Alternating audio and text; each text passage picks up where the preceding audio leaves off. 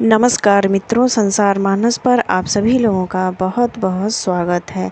भाद्रपद मास के शुक्ल पक्ष की तृतीया को हरितालिका तीज का व्रत दिन मंगलवार तारीख 26 अगस्त को रखा जा रहा है। इसी परिप्रेक्ष्य में यह वीडियो आप सभी लोगों के सामने मैं प्रस्तुत करती हूँ।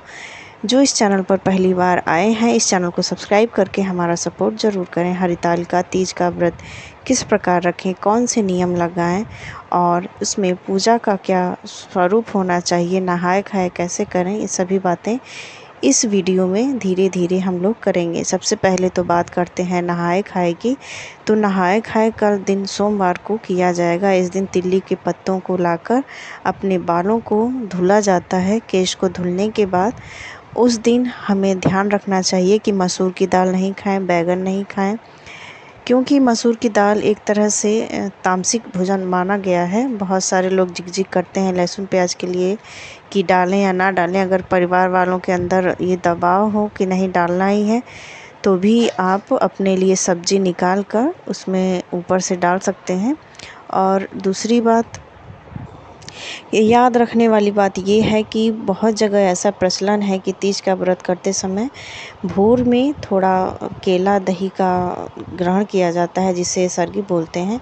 तो उसमें बात ये देखने वाली है कि वैसे तो कौवे की आवाज़ कानों में नहीं पड़नी चाहिए। भोर में 3 बजे आप सबसे परफेक्ट समय माने। उस समय थोड़ा सा केला खा लें, दही खा लें, या फिर आप थोड़ी सी बर्फ़ी खा के पानी पी लें। इससे क्या है कि जब निर्जल व्रत हम लोग रखते हैं तो उसमें जो हमारा गला है वो सिंचित रहता है और हमें उस दिन प्यास नहीं लगती है। उस दिन हमें ये भी करना चाहिए कि किसी की निंदा शिकायत ना करें। अगर सुहागिन महिलाएं एक साथ रहती हैं तो एक जगह ही भगवान की प्रतिमा स्थापित करके फूल पत्ती, जो मौसमी फल हैं, जो आपके पास उपस्थित व्यंजन है, उससे भगवान और माता पार्वती को भोग लगाएं। उसके साथ ही अगर आप का ऐसा रिवाज है कि आप सुहाग की सामान माता को अर्पित करती हैं, वस्त्र आभूषण अगर उनको अर्पित करती हैं तो ठीक है। नहीं तो पहले लोग इतने जागरूक नहीं थे तो वो अपनी श्रद्धा सुमन ही भगवान को समर्पित करते थे। और तो आप वो भी कर सकते हैं। अगर किसी को मंदिर में पूजा करने की स्वेच्छा है, पास में मंदिर है, व्यवस्था भी ठीक ठाक है, तो वो लोग मंदिर में भी पूजा कर सकते हैं। उस दिन हमें अनावश्यक कार्यों से बचना चाहिए। उससे क्या है कि हमारा ध्यान भटकता है, तो वो काम भी हमें नहीं करना चाहिए। अगर आप एक बार हरितालिका तीज का व्रत रखना शुरू करें तो जो इस वर्ष की नवविवाहिताएँ हैं, इस बार मलमास यानी कि अधिक मास का भी संयोग नहीं है, तो जो लोग पहली बार तीज का व्रत करना चाहें तो वो लोग भी इस साल व्रत कर सकती हैं। जो हरितालिका तीज किसी ने एक बार शुरू कर दिया है तो इसे जब तक आप जीवित हैं, जब तक आपकी माहवारी है, या फिर कह लें कि जब तक आपकी सामर्थ्य है, तो इस व्रत को आप ज़रूर करें। हरितालिका तीज का व्रत निर्जला होता है। अगले सुबह माता पार्वती को सिंदूर चढ़ाने के बाद ही खीरा या ककड़ी या फिर भुने हुए चने, जिसके आसपास के क्षेत्रों में जो प्रथा हो उसी हिसाब से ही उसका पारण किया जाता है। हरितालिका तीज की पूजा में माँ पार्वती को भोग के रूप में खीरा चढ़ाया जाता है और फिर सूजी का हलवा भी बहुत सारे लोग भोग में लगाते हैं। हरितालिका तीज की पहली पूजा प्रदोष काल यानी कि शाम के समय की जाती है, क्योंकि ये वो समय होता है जब सूरज डूबता है और रात होने से पहले का समय होता है, जिसे प्रदोष काल कहते हैं। भगवान शिव और माता पार्वती की पूजा के लिए बहुत सर्वथा उपयुक्त समय माना जाता है।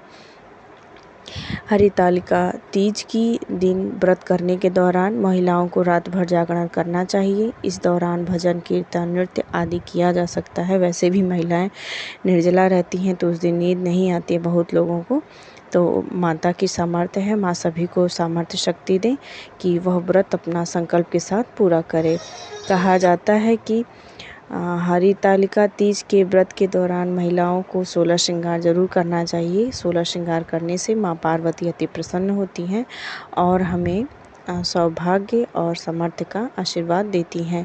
हरितालिका तीज पूजा के दिन माँ पार्वती, शिव जी और भगवान गणेश को मिट्टी से प्रतिमा बना के पूजा की जाती है। अगर उसका आप लोग नहीं कर सके तो कोई बात नहीं, बाज़ार से जो रेडीमेड फ़ोटो होती है उसे भी हम लोग रख के पूजा कर सकते हैं। हरितालिका तीज पूजा के दौरान माँ पार्वती, शिव जी, भगवान गणेश की आराधना और उन लोगों का जो कि आरती वंदन होता है उन्हें भी करना चाहिए। हरितालिका तीज पर माँ पार्वती को सुहाग अर्पित करने का भी बहुत बड़ा महत्व है। आप सुहाग की पिटारी में 16 श्रृंगार की चीज़ें रख के माँ पार्वती को अर्पित करें और शिव जी को धोती और अंगोछा भी चढ़ाएं। अगर वो भी ना हो तो आप एक रक्षा सूत्र लें और उसे ही वस्त्र मानकर भगवान को ध्यान करके भगवान से बोलें कि मेरे पास वस्त्र स्वरूप ये है, इसे आप स्वीकार करें। हरितालिका तीज के दौरान अगले दिन सूर्योदय पर स्नान करने के बाद माँ पार्वती पर जो आपने सिंदूर चढ़ाया उसे थोड़ा सा आप अपनी मांग में लगा लें और उसके बाद आप चाहें तो सुहाग का जो सामान है उसे मंदिर में दान कर दें, या फिर कोई ब्राह्मण ब्राह्मणी आपके आसपास है तो उन्हें बुलाकर जितना आपसे हो सके जो आप दे सकें दक्षिणा देकर उन्हें खुशी खुशी उनका पैर लग के आशीर्वाद लें और इस व्रत को पूरा करने का उनसे आशीर्वाद मांगें। हरितालिका तीज का व्रत कहा जाता है कि माता पार्वती ने भगवान शिव को पाने के लिए उनकी सखी के द्वारा हरण कर लिया गया था, इसीलिए इसका नाम हरितालिका तीज पड़ा है। जब महाराज हिमालय ने भगवान शिव को नहीं पता था कि माता पार्वती इन्होंने मन ही मन अपना पति मान लिया है, तो उन्होंने भगवान विष्णु से माता का विवाह तय किया था, जिसके कारण माँ अपने पिता का विरोध तो नहीं कर सकी, इसीलिए वह जंगल में तपस्या करने के लिए चले गईं। क्योंकि ऐसा इस संसार में माना जाता है कि तप ही वह साधन है जो उसकी इच्छित वस्तु उसे लाकर प्रदान कर सके। तो इस प्रकार माँ पार्वती ने बहुत ज़्यादा तप करके भगवान शिव को प्रसन्न किया था। कहा जाता है कि यह वही तीज का दिन है जब भगवान भोलेनाथ माँ पार्वती के सम्मुख उपस्थित हुए और उन्होंने एक बटुक का भेष बनाया था। भगवान शिव के बारे में बहुत सारी बातें कही थी कि तुम उसके चक्कर में क्या पड़ी हो, वह तो शमशान में निवास करते हैं, उनके पास खुद का घर नहीं है, जिसके पास खुद का घर नहीं है वो दूसरे को क्या देगा। बहुत सारी बातें कही थी। जिस प्रकार वह वस्त्र धारण नहीं करते हैं, शरीर पर भस्म लगाए रहते हैं, उस पर माता पार्वती ने भगवान शिव को बहुत अच्छे उत्तर दिए थे। कहा था कि उनके पास भले ही घर ना हो लेकिन वो सबको सब कुछ देने वाले हैं, भले वह वस्त्र ना पहनते हों, भले ही वह इस संसार में भस्म लगा कर रहते हों, लेकिन उनके एकमात्र आवाहन से हमारे भोलेनाथ सबका इच्छित भंडार भर देते हैं। तो इस प्रकार भगवान शिव जब उनके उत्तर से संतुष्ट हो गए थे, लेकिन माँ पार्वती तो क्रोध से पागल हो रही थीं, क्योंकि वह अपने आराध्य की निंदा नहीं सुन सकती थी। उन्होंने बटुक से कहा कि आप यहाँ से चले जाएं। वह जैसे ही चलने को उद्यत हुई, वैसे ही भगवान शिव अपने असली रूप में आ गए और माता पार्वती से बोले कि पार्वती, मैं तुम्हारी तपस्या से खरीदा हुआ तुम्हारा दास हूँ और मैं तुम्हारी जो इच्छा है कि मैं तुम्हें पति रूप में प्राप्त हूँ, तुमको यह वरदान देता हूँ। और तभी से यह हरितालिका तीज हमारे भारतवर्ष में प्रचलित हुई।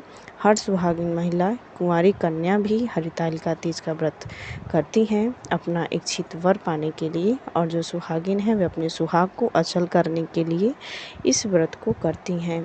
तीज का हमारे देश में बहुत बड़ा मान्य है, इसे अपने सामर्थ्य अनुसार करना ही चाहिए। इस प्रकार अगर आपके मन में ये संशय हो कि माहवारी के दौरान क्या करें, तो आप माहवारी में भी व्रत कर सकते हैं। 16 श्रृंगार करें। उस दिन पूजा आप किसी और से करवा लें। जो चढ़ावा आपको चढ़ाना है वह किसी और से चढ़ा लें, स्वयं ना चढ़ाएं। आप पास में बैठकर किसी को अपने घर में जो आपके हो बड़ा, उसको बिठाकर आप हरितालिका तीज का कथा कहलवा लें। या तो अब तो मोबाइल का भी सिस्टम, आप चाहें तो मोबाइल से भी कथा लगा के श्रवण कर सकती हैं। वैसे कोई अगर बड़ा हो तो किताब पढ़वा लें, पास में हाथ जोड़ के बैठ जाएं, उनका ध्यान मनन करें और कथा का श्रवण करें। ये नहीं कि माहवारी में आप कथा का बहिष्कार कर दें या फिर आप पूजा करती नहीं हैं तो इसका बस खड़े व्रत ही रह जाए, ऐसा नहीं करना है। आप सब काम करेंगी, सिर्फ वहाँ चढ़ावा नहीं चढ़ाएंगी। तो इस प्रकार आपका यह व्रत संपूर्ण होता है। भगवान शिव हम सभी की सुहाग को अचल रखते हैं। मिलते हैं अगले वीडियो में।